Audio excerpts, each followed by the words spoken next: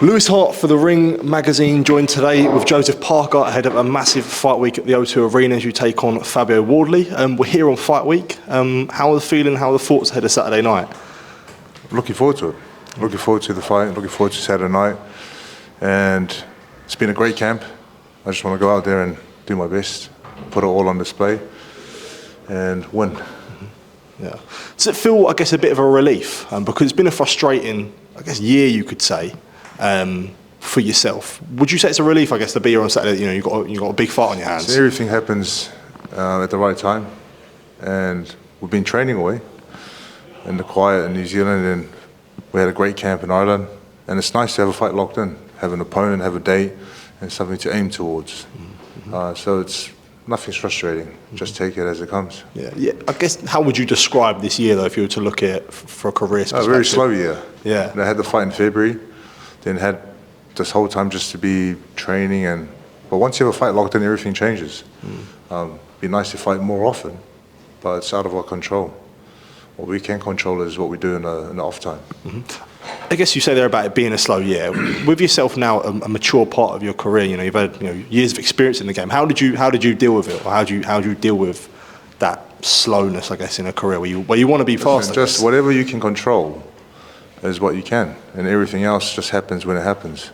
And what I could control was spending time with my family in New Zealand, training away, and just enjoying every day. And then once we had the fight locked in, everything changed. We moved over to Ireland, myself and the family, and the training team has been there for the last 7 weeks, and that's what we can control. So anything out of our control, just don't worry about it. Yeah. Whatever happens, happens. Taking on Fabio Wardley, he's got an incredible story, a bit of a unique one that not many people would have, especially as a top heavyweight. What do you make of it yourself and Fabio as a fighter? He's got a great story.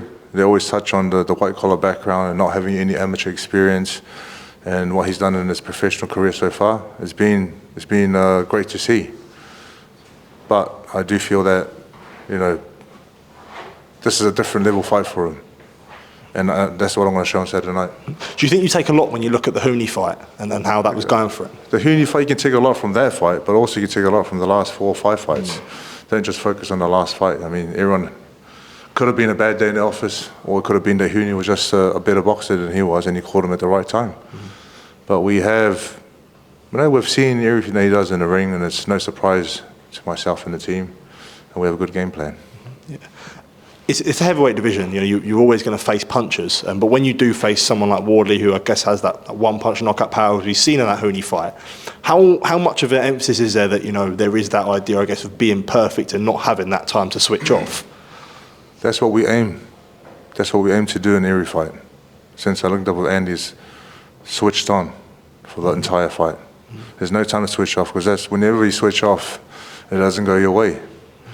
But then you look at he's got incredible power, and he's shown that in the fights that he's had, but who has he fought?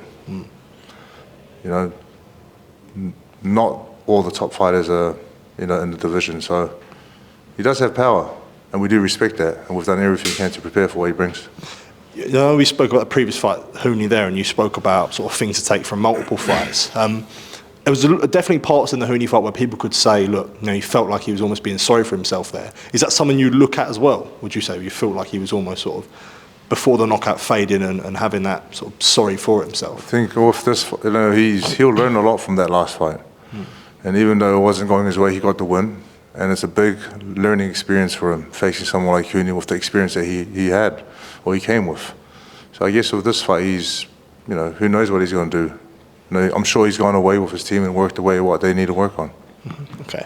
And when we previously spoke there earlier about the frustrations and I guess when times are slow and things that you can control, when sometimes the boxing game can have all sort of different things throw at you, what makes you, I guess, keep the faith with your career? One of the best in the world, if not the best in the world.